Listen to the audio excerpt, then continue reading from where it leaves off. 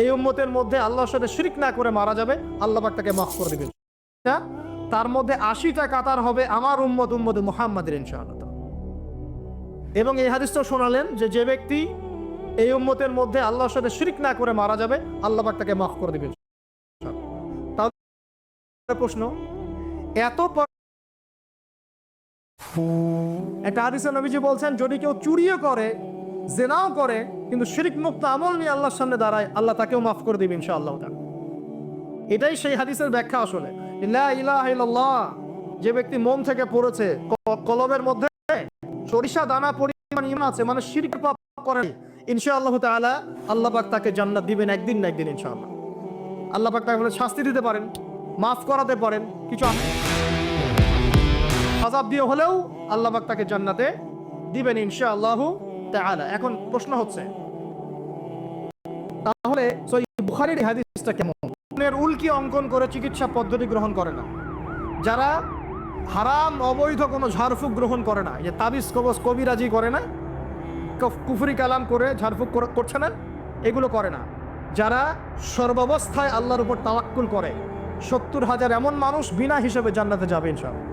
এটাও মাথায় নেন। এবার সামনে আসেন, ইবলিস এবং তার অনুসারীরা কিভাবে শিরক ছড়িয়েছে, কয়ভাবে? উত্তর 3 ভাবে। কয়ভাবে?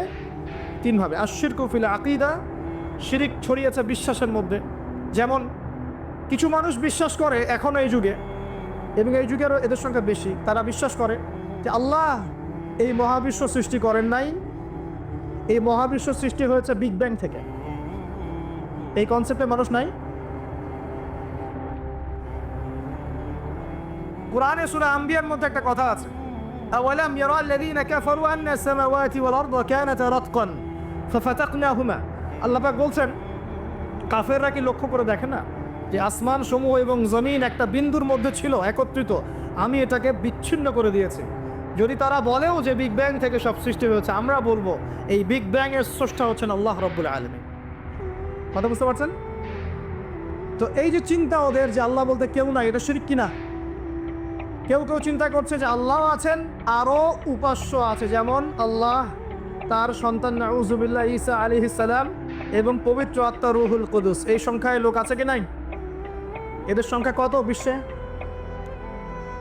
300-400 কোটি হবে কি না? না না, আরও কম হবে, হয়তো বেশি বলে ফেলছে। মানে কোটি তো হবেই, 100 কোটির তো বেশি হবে নাকি? সারা বিশ্বে মুসলিমদের সংখ্যা বেশি না খ্রিস্টানদের? খ্রিস্টানদের মধ্যে এক শ্রেণীর খ্রিস্টান, তারা সবাই বলে না, এক শ্রেণীর খ্রিস্টান বলে যে আল্লাহ 3 জন, 3 ইলাহ বিশ্বাস, 3 খোদায় বিশ্বাস করে। এই কয়েকদিন আগে বলেছি আমরা, কি নাউজুবিল্লাহ বলেছে, মেরি ক্রিসমাস বলেছে না, 25শে ডিসেম্বর। এবং মুসলিমরাও এর সাথে একাত্মতা প্রকাশ করেছে। আস্তাগফিরুল্লাহ ওয়া আতুবু ইলাইহি। সূরা মারিয়ামে আল্লাহ পাক বলছেন, তারা এমন একটা কথা বলে, ওয়াকালু ইত্তাখাযাল্লাহু ওয়ালাদা, তারা বলে আল্লাহ সন্তান গ্রহণ করেছেন। নাউজুবিল্লাহ। লাকাদ জিতুম শাইআন ইদ্দা তাকাদু সামাওয়াতু ইয়াতাফাত্তারনা মিনহু ওয়া তানশাক্কুল আরদু ওয়া তাখিরুল জিবালু হাদ্দা। আল্লাহ পাক বলছেন, কথার ওজনগুলো দেখেন। আল্লাহ পাক বলছেন, যখন তারা বলে যে আল্লাহ সন্তান গ্রহণ করেছে, তখন আসমান নিজেই ফেটে পড়তে চায়, জমিন নিজেই চৌচির হতে চায়, এবং পাহাড়গুলো নিজেই থরথর করে কেঁপে ভেঙে পড়তে চায়।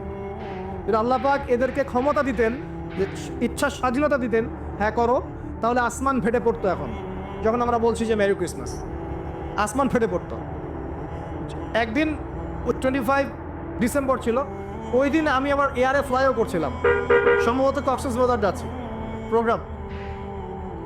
তো দেখি যে বিমানের মধ্যেই বলা শুরু করলো যে লেডিজ অ্যান্ড জেন্টলম্যান, হ্যাঁ ladies and gentleman, welcome to our flight, এগুলো বলছে। বলার পরে বলছে যে মেরি ক্রিসমাস, সবাইকে ক্রিসমাসের আন্তরিক শুভেচ্ছা। তখন আল্লাহর কসম, আমার মনে কোন রকম ভয়ঙ্কর মিথ্যা প্রতারণাপূর্ণ কথা নিয়ে এসেছ। যখন বলছে কেউ মেরি ক্রিসমাস, তার মানে সে স্বীকার করছে যে 25শে ডিসেম্বরে আল্লাহ পাক ঈসা আলাইহিস সালামকে জন্ম দিয়েছেন। আউযুবিল্লাহ, তাই কি না? বুঝতে পারেন না কথা? আর আমরা নামাজে বলছি লাম ইয়ালিদ ওয়া লাম ইউলাদ, কুল হুয়াল্লাহু আহাদ আল্লাহুস সামাদ। লাম ইয়ালিদ, তিনি কাউকে জন্ম দেন নাই, ওয়া লাম ইউলাদ, তাকেও কেউ জন্ম দেয়নি, ওয়া লাম ইয়াকুল লাহু কুফুয়ান আহাদ। একবার এই সূরা পড়লে কোরআনের 3 ভাগের 1 ভাগ পড়ার নেকি হয়ে যায়। 3 বার পড়লে 1 খতম কোরআনের নেকি হয়ে যায়। এমনি এমনি হয় না, কারণ কোরআনের 3 ভাগের 1 ভাগ হচ্ছে আল্লাহর তাওহীদ। কোরআনের 3 ভাগের 1 ভাগ কি? আল্লাহর তাওহীদ, এই যে 3 ভাগের 1 ভাগ। আরেক ভাগ হচ্ছে হুকুম আহকাম, কি করবে কি করবে না। আরেক ভাগ হচ্ছে হিস্ট্রি, ইতিহাস, কি হয়েছে এই পর্যন্ত বিশ্বে।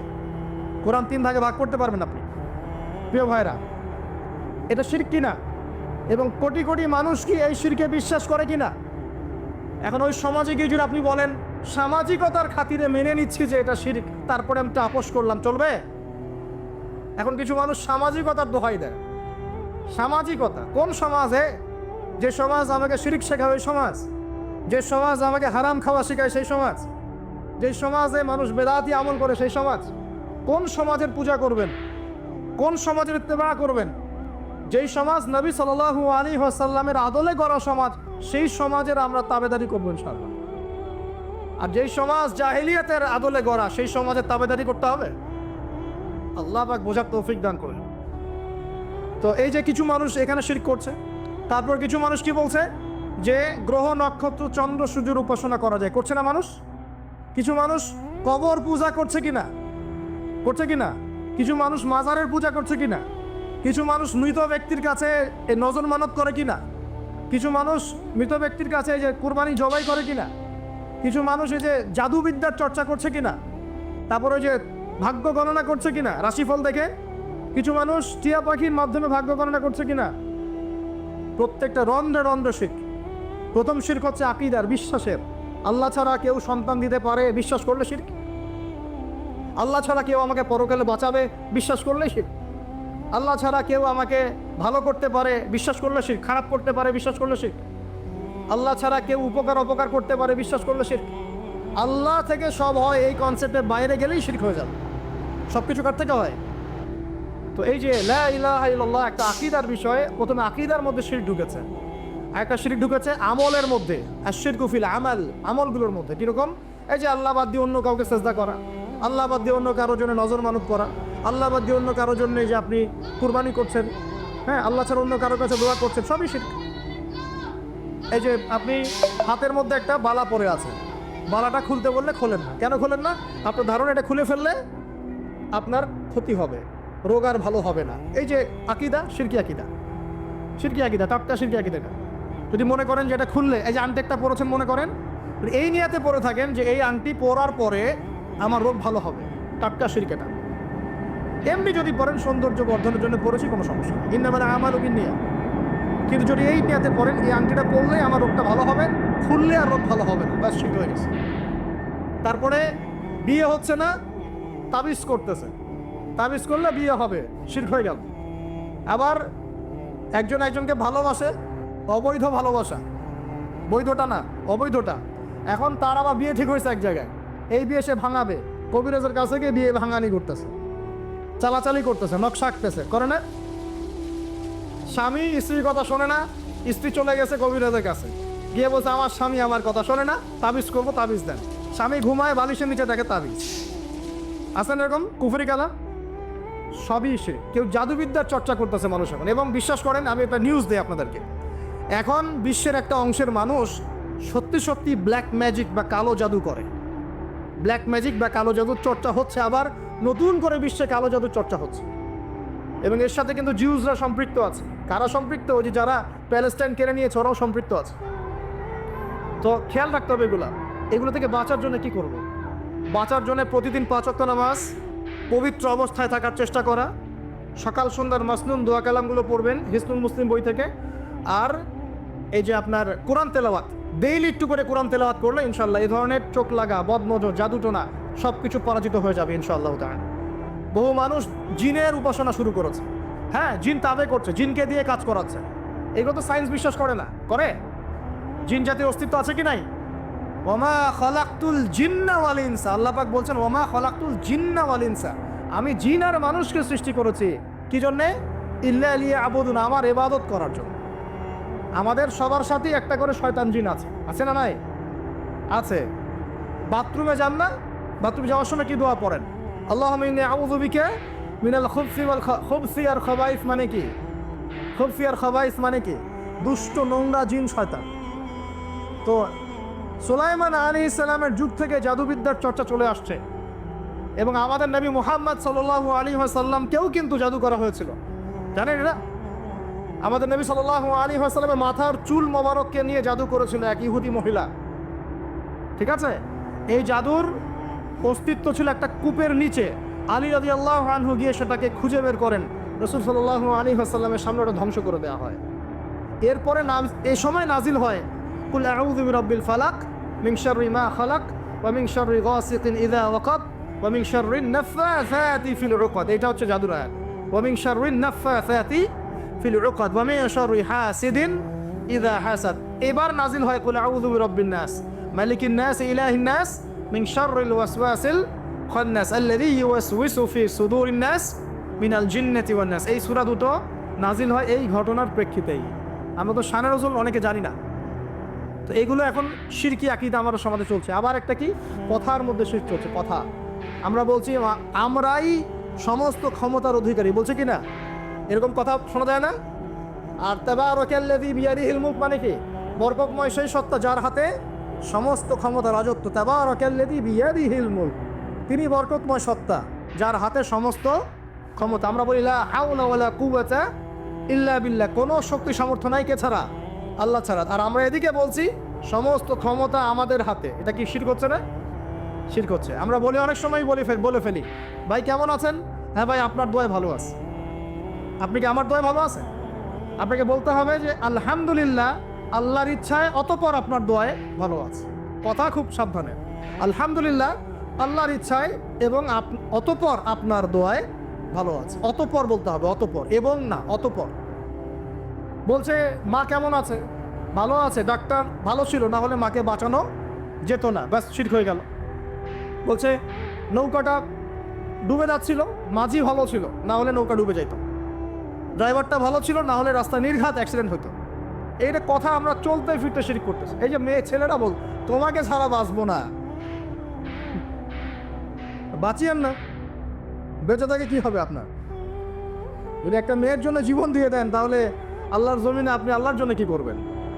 তো এই কথায় তিনটা ক্ষেত্র বললাম, কথায়, কাজে এবং চিন্তায়। এই তিনটা ক্ষেত্রে মুসলিম সমাজের মধ্যে আমরা শিরক বিরাজ করছে।